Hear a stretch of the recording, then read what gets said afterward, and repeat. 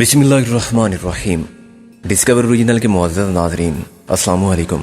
اب کس نمبر 341 ملاحظہ فرمائیں، اور ساتھ میں نئے آنے والے دوستوں سے خصوصی التماس ہے ہمارے چینل کو سبسکرائب، لائک اینڈ شیئر کرنا مت بھولیے۔ میں نے ایک طوائف سے بدتر زندگی گزاری۔ طوائف تو صرف پیسے کے لیے خود کو بیچتی ہے نا، میں نے پیسہ بھی لیا اور پیسہ دینے والوں کی جان بھی لی۔ بلاخر ایک ایسا وقت آ گیا کہ میرے لیے یہ کھیل جاری رکھنا ناممکن ہو گیا اور میری اپنی زندگی خطرے میں پڑ گئی۔ مون نے مجھے بر وقت خبردار کر دیا کیونکہ اس کا تعلق انہی بدماشوں سے تھا۔ میں فرار ہو کے دہلی چلی گئی اور وہاں سال بھر ٹھوکریں کھانے کے بعد ایک سفارش کی بنیاد پر نرس بن گئی۔ اس طرح میری زندگی کا دوسرا آبرو مند دور شروع ہوا۔ میں نے ایک لیب اسسٹنٹ سے شادی بھی کر لی جس سے میرے 2 بچے ہوئے۔ ایک پیدائش کے وقت مر گیا، دوسرا پیدائش کے بعد صرف 1 ماہ زندہ رہا۔ میری زندگی کا یہ دور اب سے 3 سال پہلے ختم ہو گیا۔ کیا تمہارا شوہر مر گیا؟ میں نے بے حد دکھی دل کے ساتھ کہا، نہیں، اس نے اپنی بیوی کو مار دیا۔ وہ بولی، اس نے ایک دن مجھ سے کہا تھا کہ تم چاہو تو میری ترقی ہو سکتی ہے۔ میں نے کہا کہ پاگل ہو گئے ہو، کیا میں تمہاری افسر ہوں؟ اس پر وہ بے شرمی سے بولا کہ افسر کیا چیز ہے، میرا افسر تو تمہارے حکم کا غلام ہے۔ اور میں پھر بھی نہیں سمجھی تو اس نے بتایا کہ اس کا وہ افسر جو اسے ترقی دے کر لیب اسسٹنٹ سے لیبارٹری انچارج بنا سکتا ہے مجھ پر فریفتہ ہے۔ چنانچہ میں اس کے پاس جاؤں اور میری ترقی کا حکم نامہ لے کر آؤں، میں مجبور ہو گئی۔ لیکن جب شوہر کی ترقی ہو گئی تو میں نے اسے چھوڑ دیا۔ میں نے اسے صاف بتا دیا کہ اب میں تمہاری نہیں، سب کی بیوی ہوں، جو بھی مجھے فائدہ پہنچا سکے۔ اور پھر میں نے اپنی زندگی کو اسی ڈب سے گزارا۔ آج میں تمہارے سامنے ہوں۔ میں مختلف شہروں اور خاتوں سے ہوتی ہوئی اس کرنل تک آ گئی تھی۔ خاموشی کا ایک طویل وقفہ آیا جس میں میرا دل خون کی آنسو روتا رہا، اس مونی کے لیے جو میرے بچپن کی سب سے خوبصورت یاد تھی، سب سے زیادہ معصوم اور سب سے زیادہ پاکیزہ جذبوں کی امین اور محبت کے اولین بے غرض احساس کی آئینہ دار تھی۔ وہ مونی زمانوں کے ہاتھوں بڑے دکھ اٹھا کے مر گئی تھی۔ اس کی جگہ میرے سامنے دوسری مونی بیٹھی تھی جو مجھے زمانے کے ہاتھوں اپنی سفاکانہ موت کی کہانی سنا رہی تھی، اور میں محسوس کر رہا تھا جیسے کسی نے وزیر خان کا مدفن پھر کھود ڈالا ہے اور اس کی لاش کی ہڈیاں نکال کے میرے لیے ایک خالی گڑھا چھوڑ دیا ہے۔ میں احترام عقیدت کے پھول چڑھاؤں تو کہاں، دعا مانگوں تو کس لوہے مزار کے سرانے کھڑا ہو کے؟ مونی خوبصورت یاد کا مزار تھی۔ اس بار میں نے زندگی کے سب سے زیادہ معصوم جذبوں کے پھول کھلا رکھے تھے۔ یکلخت نرملا نام کی ایک عورت نے سب کچھ تہس نہس کر دیا تھا۔ اس نے پھولوں کو راکھ کر دیا تھا اور یادوں کو دکھ کے لمحوں میں ڈال کر رکھ دیا تھا۔ آخر تم کیوں زندہ رہی مونی؟ میں نے کہا، کبھی تم نے اپنے آپ سے بھی سوال کیا ہے؟ وہ بولی، کیا تمہاری زندگی کبھی ایسے موڑ پر نہیں آئی جب تم موت سے ایک آبرو مندانہ سمجھوتا کر سکتے تھے مگر تم نہ کر سکے؟ میں نے شرمندگی سے کہا، شاید میں بھی بزدل تھا۔ نہیں، ہم بے اختیار لوگ ہیں، مرنا جینا کچھ نہیں جانتے۔ وہ بولی، تم نے کہا تھا کہ تم مجھ سے ملنا چاہتی تھی۔ میں نے موضوع بدلنے کے لیے کہا، ہاں، میں تمہارا نام نہیں بھولی تھی۔ صرف نام بھی کیوں یاد رہا تمہیں؟ میں نے کہا، سچ تو تم بھی جانتے ہو، جب میں ان باتوں کا مطلب نہیں سمجھتی تھی تب بھی تم مجھے اچھے لگتے تھے۔ اس جذبے کو تم کیا نام دو گے جو خود تمہارے دل میں میرے لیے تھا؟ وہ بولی، وہ محبت تو نہیں تھی۔ اور وہ کیا تھا؟ وہ احساس؟ میں نے کہا، اور اس احساس پر تو وقت کی اتنی گرد پڑ چکی تھی۔ اب سے 3 مہینے قبل میں نے تمہارا نام سنا۔ وہ بولی، اسی یونٹ میں لوگ تربیت کے لیے بھیجے جاتے تھے جہاں میری پوسٹنگ تھی۔ میں نے تمہارا ذکر سنا، اخباروں کے تراشے دیکھے، تمہاری تصویریں دیکھی، اور نہ جانے کیوں وہ گرد کھٹنے لگی۔ میرے جذبات کا پرانا رنگ نمایاں ہونے لگا۔ میں نے اور جستجو کی اور مجھے معلوم ہو گیا کہ تم وہی ہو۔ میں یہ بات کسی کو بھی نہیں بتا سکتی تھی کہ تم کون ہو۔ میں نے تمہارے نام پر اپنا سب کچھ لوٹا دیا تھا، لیکن اپنی مرضی سے نہیں۔ تمہارا نام لے کر دنیا نے مجھے لوٹا تھا۔ اس کے باوجود میرے دل میں تمہارے خلاف نفرت نہیں تھی۔ میں تم سے انتقام نہیں لینا چاہتی تھی جیسے کہ موہن چاہتا تھا۔ کیا اسے بھی پتا چل گیا تھا کہ میں وہی کبیر خان ہوں؟ ہاں، اور اسی لیے وہ سامنے آ گیا۔ اس نے کچھ پیسے کے لالچ میں اور کچھ تمہاری دشمنی میں اپنی خدمات پیش کر دیں۔ جب اس نے اپنے بارے میں بتایا تو اسے فوراً اس مشن میں شامل کر لیا گیا۔ وہ کبیر خان کو پہچانتا تھا اور اس کا ذاتی دشمن بھی تھا۔ یہ بات مجھے معلوم ہوئی تو میری راتوں کی نیند اڑ گئی۔ موہن کے اور میرے درمیان جذباتی دوری ہمیشہ رہی تھی۔ میں اس سے نفرت کرتی تھی۔ جب اس نے تمہاری جان لینے کے مشن میں شرکت اختیار کی تو میں پیچھے نہ رہ سکی۔ میں نے تمہاری جان بچانے کا مشن اپنا لیا صرف اسی اختلاف کے باعث؟ نہیں، ایک وجہ اور بھی تھی۔ وہ بولی، میں ایک بار تم سے مل کر تمہیں بتا دینا چاہتی تھی کہ تمہاری مونی کے ساتھ دنیا نے کیا ظلم کیا تھا، اور مونی نے وہ سب ظلم سہ کے بھی تم سے نفرت نہیں کی۔ مونی اپنے دل کے سامنے بے بس تھی۔ میں کوئی شریف عورت نہیں ہوں، اس لیے مجھے مونی سے نرملا بننا پڑا۔ مونی تمہارے لائق تھی، نرملا تمہارے جسم کی غلاظت سمیٹنے کے قابل بھی نہیں، مگر میں پھر تمہارے پاس آ گئی ہوں۔ ایسا مت کہو مونی، میرا دل آنچ پر رکھے ہوئے کانچ کی طرح تڑکنے لگا۔ میرے لیے تم وہی ہو۔ سوچنا مجھے یہ ہے کہ اب تم کو کس طرح ساتھ رکھوں۔ تم رابعہ سے ڈرتے ہو، وہ بولی، فکر مت کرو، میں اس کی جگہ کبھی نہیں مانگوں گی، میں مانگ بھی نہیں سکتی اور تم دے بھی نہیں سکتے، لیکن تمہارا ساتھ دینے والے تو بہت سے دوسرے لوگ بھی ہیں، ان میں مجھے بھی شامل کر لو۔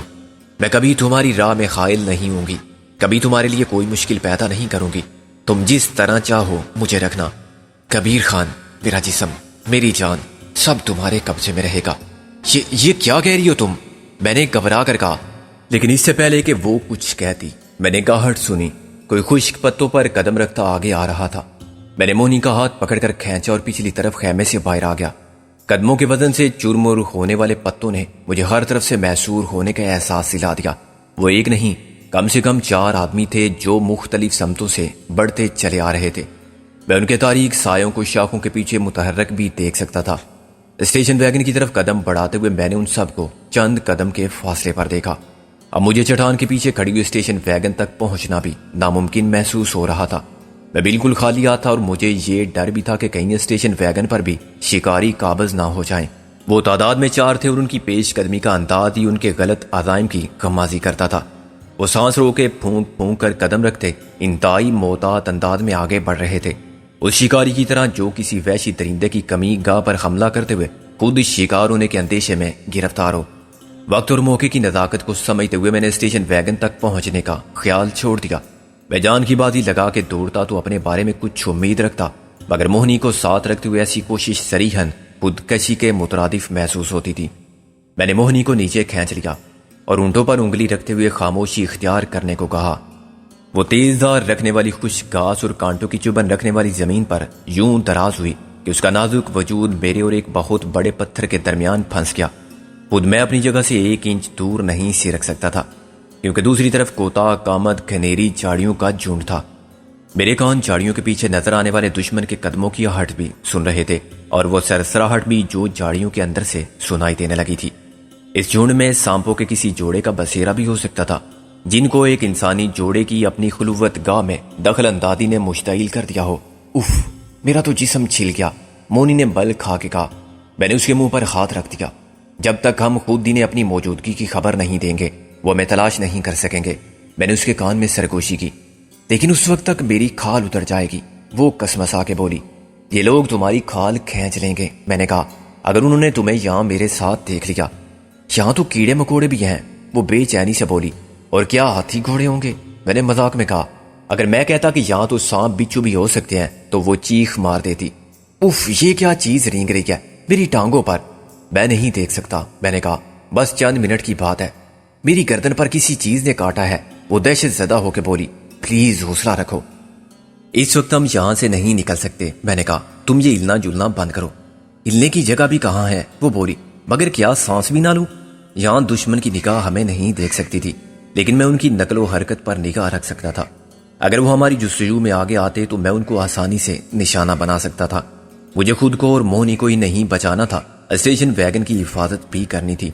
وہ لوگ ابھی ساردی کیمپ تک آ گئے تھے جہاں چند منٹ پہلے ہم دونوں جنگل میں منگل منا رہے تھے۔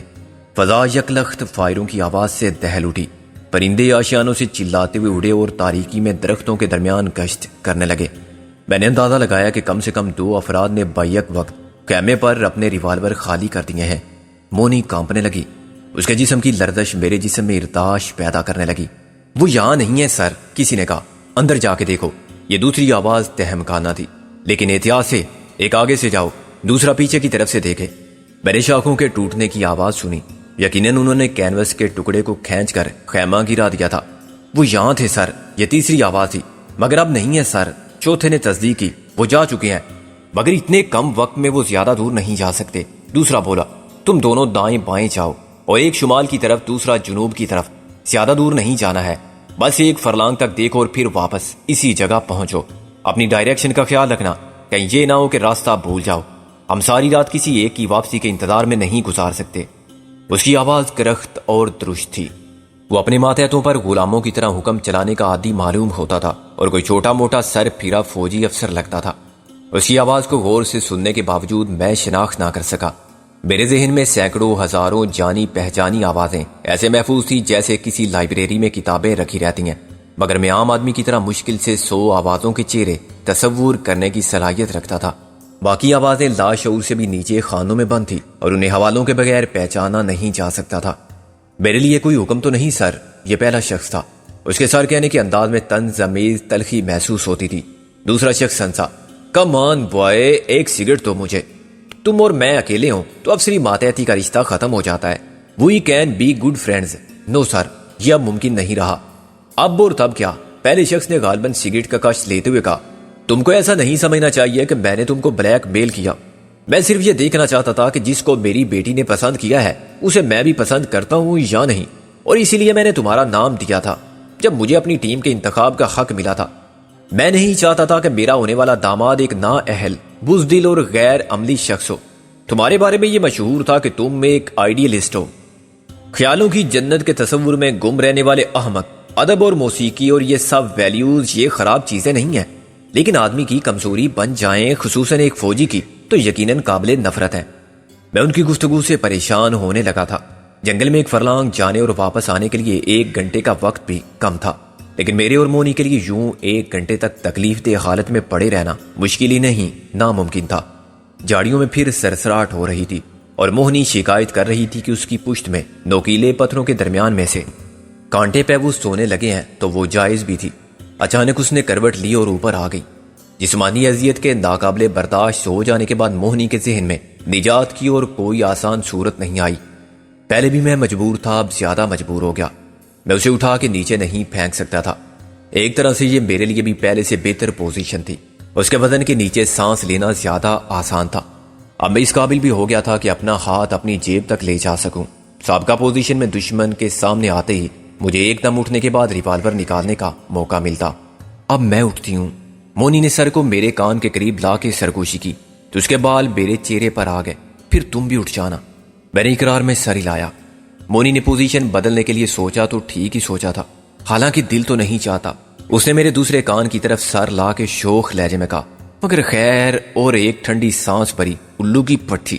میں نے دل ہی دل میں اسے ایک گالی دی. پیرے چشمہ بن گئی ہے یہ تو. میرے دونوں دشمن بحث میں الجھ گئے تھے. میں منافقت پسند نہیں کرتا, ہم سب منافق ہیں. حالات اور ضروریات کو بہانہ بنا کے اپنے سچ بدلتے رہتے ہیں, لیکن میں سچ کہہ رہا ہوں, مجھے نفرت ہے جنگ سے. یہ وہی نوجوان تھا جو دوسرے شخص کی بیٹی سے شادی کرنا چاہتا تھا. ہر جنگ ایک امن کا پیش خیمہ ہوتی ہے. جارحیت کا ارتکاب کرنے والے کو ختم کرنا پڑتا ہے. بلاخر ایسا وقت آ جاتا ہے جب کوئی بھی جارحیت کی ہمت نہیں کرتا. یہ فیصلہ کون کرے گا کہ جارحیت کا مرتکب کون ہوگا, اور اس کے لیے اصول آپ کے ہوں گے یا فریق ثانی کے؟ منہ بند. کیا تم ثابت کر رہے ہو کہ تم وہی آئیڈیلسٹ ہو؟ اگر ایسا ہے تو مجھے افسوس ہے کہ میری زندگی میں تمہارے لیے میری بیٹی سے شادی کرنا ممکن نہیں ہوگا. آپ کی زندگی میں؟ نوجوان تلخی سے ہنسا. یہ مجھے معلوم تھا. میں یہ بدنام کرنے والا تانا نہیں سنوں گا ینگ مین کہ میری بیٹی ایک ایسے شخص کی بیوی ہے جس نے فوج میں آ کے غلطی کی تھی. میں کبھی اپنے مستقبل میں شرمندگی دیکھنا نہیں چاہتا. میں آپ کو سرخ رو کروں گا اپنی بہادری کی تمام جھوٹی اور مبالغہ آمیز روایتی داستانوں کے ساتھ. آپ کی یہ زندگی ایک قابل فخر اختتام کو پہنچ جائے گی. واٹ از دس؟ تم پاگل ہو گئے ہو؟ نو سر, جیسا کہ آپ نے کہا اور میں نے بھی سمجھا, یہ آپ کی زندگی تھی جو ہمارے درمیان خائل تھی اور آئندہ بھی رہتی. ناممکن کو ممکن بنانے کے لیے میرے پاس یہی سب سے اچھا موقع ہے. تم مار دو گے مجھے؟ تمہارا کورٹ مارشل ہو جائے گا. وہ پھر ہنسا. میری شادی ہو جائے گی آپ کی بیٹی کے ساتھ, بہت آسانی سے, عزت سے, دھوم دھام سے. بے شک وہ آپ کو مس کرے گی, کچھ روئے گی, مگر 3 مہینے بعد وہ مسکرا رہی ہوگی دلہن بنی اور آپ کی تصویر کے سامنے. اس تصویر کے فریم کو میں بڑی عقیدت سے ہار پہناؤں گا, کیونکہ میرا سورگ باشی سسر ایک مہان سپوت تھا اس بھارت دیش کا, جو دشمن کی سرزمین پر بہادری کے ساتھ مارا گیا. گولی کا زخم اس کے سینے پر تھا, بھاگنے والوں کی طرح پیٹھ پر نہیں تھا. اسے بھارت سرکار نے مرنے کے بعد ایک اور اعزاز دیا تھا. میں ایک ایسی کہانی بیان کروں گا کہ وہ اعزاز دینے پر مجبور ہوں گے. سنو ایسا مت کرو فار گاڈ سیک. میں وعدہ کرتا ہوں کہ وہ چلایا مگر اس کی آواز ایک فائر کی گونج میں دب کر رہ گئی. ڈرامہ ختم ہو گیا. پھر وہ گرا تو جنگل کے باسی جو دم سادے آخری منزل میں گم تھے ایک جھٹکے سے ہوش میں آ گئے. انہی میں ہم دونوں بھی شامل تھے. مجھے یاد نہیں رہا تھا کہ مونی نے آخری بار کیا بات کہی تھی اور کب کہی تھی. وہ خود بھی بھول چکی تھی کہ اس نے جگہ بدلتے ہوئے کیا کہا تھا. جو پرندے پہلے ہونے والی فائرنگ پر احتجاج کر کے آشیانوں میں لوٹ گئے تھے وہ اب پھر چلا رہے تھے. اسی وقت میں نے اچانک جاڑیوں سے گھبرا کے نکل آنے والے سانپ کو دیکھا. مونی نے ایک چیخ ماری. یہ غیر ارادی فعل تھا مگر اس کی یہ حماقت ہم دونوں کی جان لے سکتی تھی. فرار ہونے والا سانپ پلٹ کے مجھے ڈس سکتا تھا اور وہ احمق کارڈیلسٹ جس نے ابھی اپنی محبت پر اپنے فرض کو قربان کیا تھا مونی کو شوٹ کر سکتا تھا. اس کے لیے کسی چشمدید گواہ کو زندہ چھوڑنا کورٹ مارشل میں قتل عمدن کے سزائے موت پانے کے مترادف ہوتا. میں نے جو کچھ بھی کیا وہ ذہن کے خودکار رد عمل کا نتیجہ ہی تھا. میں نے مونی کو پیچھے اچھال دیا اور خود کلابادی کھا کے چند فٹ آگے آ گیا. وہ گولی جو مونی کی چیخ کا نشانہ لے کر چلائی گئی تھی اپنے ٹارگٹ پر رہی. اگر ہم وہیں ہوتے تو ہمیں مس نہ کرتی. گولی چلانے والا اناڑی بہرحال نہیں تھا. اگلی جس نے جو میں نے آگے گرتے ہی لی تھی مجھے اس شخص کے سامنے پہنچا دیا. یہ میری خوش قسمتی یا اس کی بدقسمتی تھی کہ وہ ایک لمحہ جو فیصلہ کن تھا اور جس پر ہم ایک ساتھ جپٹے تھے میری گرفت میں آ گیا. کیونکہ اسی لمحے ایک حصے میں میرے دشمن کی نظر اپنے دوسرے دشمن کی طرف ہو گئی تھی. اس نے تیزی سے ایک سانپ کو اپنی طرف بڑھتے دیکھا اور فیصلہ نہ کر سکا کہ پہلے کسے نشانہ بنائے, مجھے یا سانپ کو. فیصلہ میں نے کر لیا. میں نے ایڑی پر گھوم کر جھکتے ہوئے خود کو بچایا اور دائیں ٹانگ سے اس کی کمر پر وار کیا. وہ ایک جھٹکے سے آگے گیا. اس وقت وہ خود بھی پلٹ کے مجھ پر فائر کرنے والا تھا. لات پڑتی اس کا توازن بگڑ گیا. سانپ راستہ کاٹ کے جا رہا تھا کہ وہ سانپ کے راستے میں منہ کے بل گرا اور سانپ نے پھنکار پر اس پر پھن مارا. اس کے حلق سے ایک چیخ نکلی مگر اس نے زندگی کی لڑائی کو جاری رکھا. اس نے سانپ کو ایک ہاتھ سے جھٹک کر دور پھینک دیا اور کروٹ لے کر اٹھنے لگا. سانپ کتنا ہی زہریلا ہو اس کے کاٹنے سے آدمی فوراً ہلاک نہیں ہوتا. یہ بات وہ بھی سمجھتا ہوگا کہ سب سانپ زہریلے نہیں ہوتے. یہ ہو سکتا تھا کہ سانپ کے زہر سے وہ ہلاک نہ ہو مگر دوسرا دشمن سانپ سے زیادہ خطرناک تھا. وہ جانتا تھا کہ اسے کیا کرنا ہے مگر میں نے اسے کچھ کرنے نہیں دیا. میں نے اس کی کلائی پر اپنا پاؤں رکھ کے اپنے جسم کا وزن ڈال دیا. اس کا دوسرا ہاتھ حرکت میں آیا اور اس نے مجھے کھینچ کر گرانا چاہا. میں نے اس کے ہاتھ کو پکڑ کر جھٹکا. اس کا بازو کندھے سے اتر گیا. ریوالور چھوڑ دو میں نے کہا ورنہ تمہاری کلائی ٹوٹ جائے گی. اس نے ریوالور چھوڑ دیا. مونی جو میرے پیچھے آ گئی تھی آگے بڑھی اور اس نے ریوالور اٹھا کے مجھے تھما دیا. میں نے زمین پر بے بس پڑے ہوئے نوجوان کو آزاد کر دیا. وہ مشکل سے 20 سال کا لگتا تھا. اس کی اصل عمر 30 سال بھی ہو سکتی تھی مگر کچھ مردانہ چہرے ایسے بھی ہوتے ہیں جو لڑکپن کے نقوش برقرار رکھتے ہیں اور عمر میں اضافے کے باوجود ان کی صورت پر بول پن باقی رہتا ہے. وہ آہستہ آہستہ اٹھا اور اپنا دایاں شانہ دبانے لگا. ایک سوال اس کی آنکھوں میں صاف پڑا جا سکتا تھا لیکن میں نے اس کا جواب دینے میں وقت ضائع نہیں کیا. مجھے اندیشہ تھا کہ یکے بعد دیگرے ہونے والے فائروں کی آواز سن کر وہ دونوں یقیناً پلٹ چکے ہوں گے جو جنگل میں مجھے تلاش کرنے نکلے تھے. ادھر چلو. میں نے اسے ریوالور کے اشارے سے حکم دیا.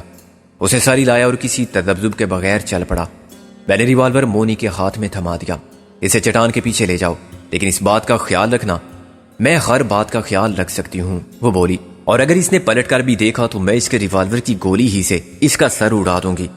میں تمہارے تجربے اور تمہاری مہارت پر بھروسہ کرتا ہوں لیکن مجھ پر بھروسہ کرتے ہوئے ڈرتے ہو وہ بولی. کیوں؟ وجہ تم جانتی ہو میں نے کہا. وفاداریاں بدلنے والے کسی کا اعتماد فوراً حاصل نہیں کر سکتے.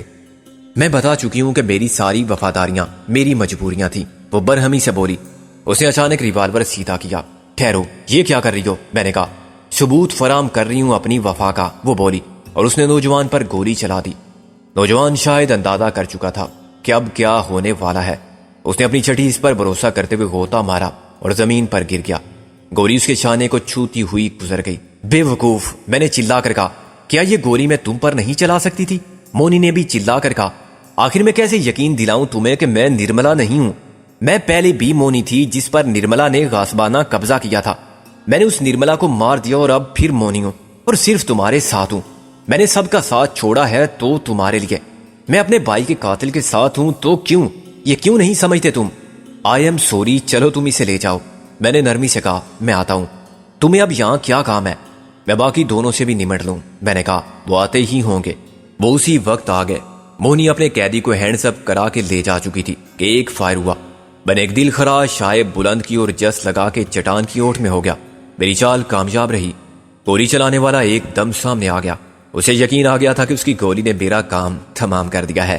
پھر اس کی نگاہ نے اپنے باس کی لاش کو دیکھا اور اس کے اوزان خطا ہو گئے، اس خیال سے کہ غلط فہمی میں اس نے ہی باس کو گولی مار دیا۔ اس نے جھک کر دیکھا اور کچھ مطمئن نظر آنے لگا۔ افسر اس کی گولی سے ہلاک نہیں ہوا تھا۔ گولی کا نشان عین افسر کے دل پر تھا اور اس زخم سے خون نہیں بہہ رہا تھا۔ اس نے ریوالور ہاتھ میں رکھتے ہوئے چاروں طرف گھوم کر دیکھا، پھر اس کی نظر چٹان پر ٹھہر گئی۔ وہ سمجھ گیا کہ اس کا دشمن اگر چھپے گا تو اسی چٹان کے پیچھے۔ اسی وقت کسی اڑنے والے کیڑے نے میری گردن پر ڈنک مارا۔ میرے حلق سے آواز تو نہیں نکلی، لیکن بے اختیار میرے جسم نے جھٹکا لیا اور میرا ہاتھ گردن پر گیا تھا۔ اس نے یہ خفیف سی حرکت محسوس کر لی اور فائر کر دیا۔ گولی میرے چہرے کے سامنے پتھر پر لگی اور سنگریزے میرے منہ پر کانٹوں کی طرح چبھے۔ میں نے جوابی فائر کیا اور اپنے دشمن کو اچھل کر زمین پر گرتے دیکھا۔ میں دوسرے آدمی کی طرف سے بے خبر نہیں تھا، مگر وہ اپنے ساتھی کی نسبت چالاک ثابت ہوا۔ وہ میرے پیچھے سے آیا اور اس نے فائر کیے بغیر مجھے دبوچنے کے لیے جس لگائی۔ میں اپنے اوپر اچانک آ پڑنے والے وزن کو سنبھال نہ سکا اور نیچے گرا۔ وہ میرے اوپر آیا اور اس نے ریوالور میرے سر میں مارنے کے لیے ہاتھ اٹھایا۔ وہ ایک طویل قامت اور بھاری بھرکم آدمی تھا اور پہلوانی کے فن سے آشنا معلوم ہوتا تھا، کیونکہ اس نے مجھے یوں چت کیا تھا جیسے ہم دونوں اکھاڑے میں ہوں۔ میں نے ضرب سے بچنے کے لیے سر کو جھٹکا، اس کے باوجود ریوالور کا دستہ میری پیشانی پر لگا۔ جو تارے مجھے دن میں نظر آتے وہ آسمان پر پہلے ہی روشن تھے۔ میں نے ان کی چمک کو مانند پڑتے محسوس کیا۔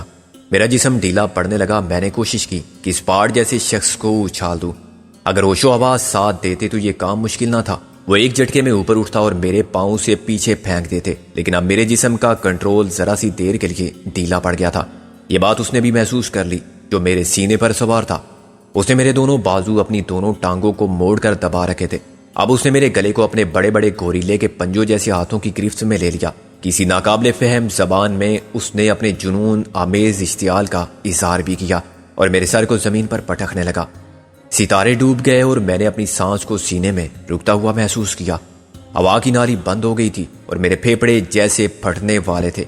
خالی ہاتھوں سے لڑنے کے فن کی ساری مہارت دھری کی دھری رہ گئی تھی۔ ایک اناڑی کے ہاتھوں ایک کھلاڑی کو شکست ہونے لگی تھی۔ ریوالور جو میرے ہاتھ میں تھا نہ جانے کہاں گر چکا تھا۔ آخری خیال جس نے میرے احساس سے گزر کیا یہ تھا کہ میں مر رہا ہوں اور میرے لیے وہ سب بے معنی ہو رہا ہے جو زندگی سے مشروط تھا۔ رابعہ کا عشق، حسرت تعمیر، جد و جہد اور بے تعبیر خوابوں کا سفر۔ میں پھر مر گیا۔ مجھے مرنے کا کوئی تجربہ نہیں تھا، چنانچہ میں اور کچھ نہیں سمجھ سکتا تھا۔ میرے نزدیک احساس سے بیگانگی کا نام ہی موت تھا، مگر کیا احساس مر گیا ہے؟